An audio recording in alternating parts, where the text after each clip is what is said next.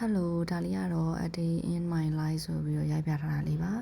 မနေ့ဆိုရင်ထားကနေမှအပြင်းတတိုင်းပိုင်းလုပ်ပြီးမှထားပါတယ်ပြီးတော့ရင်တော့မျက်နှာတစ်ပြရနဲ့တနခါလေးလိမ့်အင်ဂျီလေးလဲပြီးတော့ဒီနေ့တော့ပိတ်ရက်ဆိုတော့ဈေးသွားဖို့လုပ်ပါမယ်နော်ဈေးမသွားခင်မနေ့စာကိုကော်ဖီလေးနဲ့မုတ်လေးနဲ့စားပြီးမှဈေးသွားပါမယ်ပြီးသွားရင်တော့မီးမပြတ်ခင်လေးကိုထမင်းပေါင်းနဲ့ထမင်းလေးတည်ခင်းလိုက်ပါတယ်ဒါတော့ဈေးသွားမယ်အိတ်ပါ gas လဲကုန်နေပြီဆိုတော့ gas ပါထည့်လိုက်ပါနော်ပြီးတော့ gas ကားစီးပြီးတော့ဈေးကိုသွားပါတော့တယ်ဒါကတော့ဈေးကနေပြန်ရောက်ပြီးတော့ဝယ်ခဲ့တာလေးပေါ့နော်အသားငါးလေးထည့်ဖို့ဘူးလေးလည်းမရှိတော့ဘူးလေးလည်းတွေ့ရနဲ့ဝယ်လာတယ် gas လည်းဆိုင်တွေ့ရနဲ့ဖြည့်ခဲ့တယ်ပေါ့နော်အသီးရွက်တို့ကြတော့ကြခံအောင်ဆိုပြီးတော့မစေးဘူးရေလုံးဝမထိပဲနဲ့ခရမ်းရှင်သီးလေးတွေဆိုအညာချွေပြီးတော့အိတ်ထဲမှာပဲအဆူပြန်တာကိုစုပ်အောင်လို့တ िश ူးလေးတွေခံပြီးတော့တိမ်ပါတယ်ဒါကတော့တနေ့အားရှော့မင်ထွက်နေဝယ်လာတဲ့ဒီရေစစ်တဲ့ဘူးလေးပေါ့နော်အလားလေးနဲ့ဒီလိုမကြီးရွက်လေးတွေ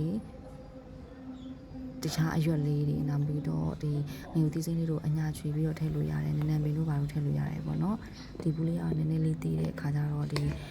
ရုတ်သီးစိမ်းတို့ဘာလို့မှပို့အဆင်ပြေမှာပေါ့နော်ဟင်းကအမွေကြိုက်နေတဲ့သုံးတဲ့ပြင်းတော့တင်ရွက်တို့ရှောက်ရွက်တို့ပေါ့နော်တခြားနည်းနည်းမင်းတို့ကြတော့ဘူးအပြားကြီးကြီးလေးနဲ့တခါတည်းတဘူးထဲမှာပဲထည့်သိမ်းလိုက်ပါတယ်တမျိုးနဲ့တမျိုးကြမှာတော့ဒီလိုတီရှူးလေးတွေခံပြီးတော့သိမ်းပေးပါတယ်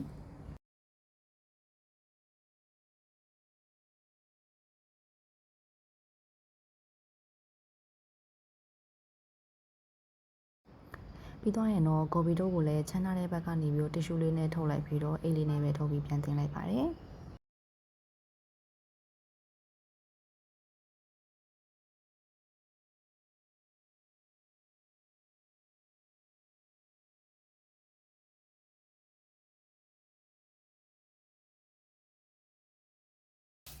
အသီးရွက်တွေသိမ်းပြီးသွားပြီဆိုတော့ဝင်လာတဲ့အသားလေးတွေကိုရေးဆေးပြီးတော့တခါလေးပေါ့နော်လှီးဖြတ်ပြီးတော့ထပ်ပြီးတော့သိမ်းပါမယ်အမဲသားလေးကိုလည်းပဲတော့2ရက်3ရက်လောက်ရေးဆေးအောင်ဆေးပြီးတော့မှ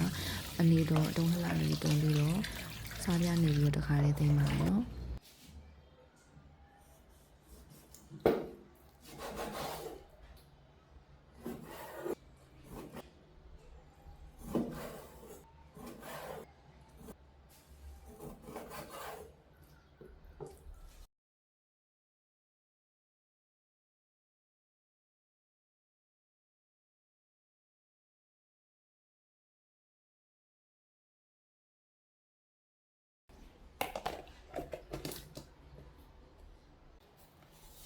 ဒါကတော့အမဲသားကိုလေအယိုးအသားအယိုးလေးဆိုပြီးဝယ်လာတာပါသူက2500လေးပေးရပြီးတော့တန်တယ်လို့ခံစားရတယ်သူ့ကိုလည်းပဲရေလေး2ရက်3ရက်လောက်ဆေးပြီးတော့သူ့ကျတော့စနွင်းနဲ့စားလေးနဲ့နေပြီးတော့ပေါ့နော်ဒီ900တာမုံလေးနဲ့ပဲနေပြီးတော့တိမ်ပါမယ်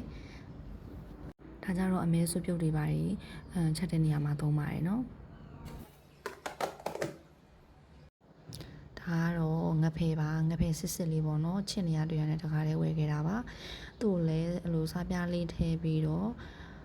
မထောင်းတော့ဘဲနဲ့ပေါ့နော်ပေါက်ပြီးတော့ပဲစီးပွားအောင်လုပ်ပါတယ်ပြီးတော့ရင်တော့ထည့်သွင်းပြီးကြိုက်ရထည့်သွင်းပါတယ်ဒီတော့မကြော်ထားတော့ပါဘူးရှင်ပြီးတော့ရင်တော့အသားရည်လေးကန်ပြီးသွားပြီဆိုတော့ရေခဲတက်တာလေးကိုသူ့ကန်လေးနဲ့သူလိုတာလေးထည့်သွင်းပါမယ်အိမ်မှာကတောက်ရည်တန်းကို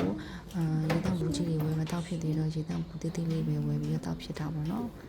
ရေခဲတက်တာရေခဲရေဘူးလေးနဲ့ပဲပြည့်နေပါတယ်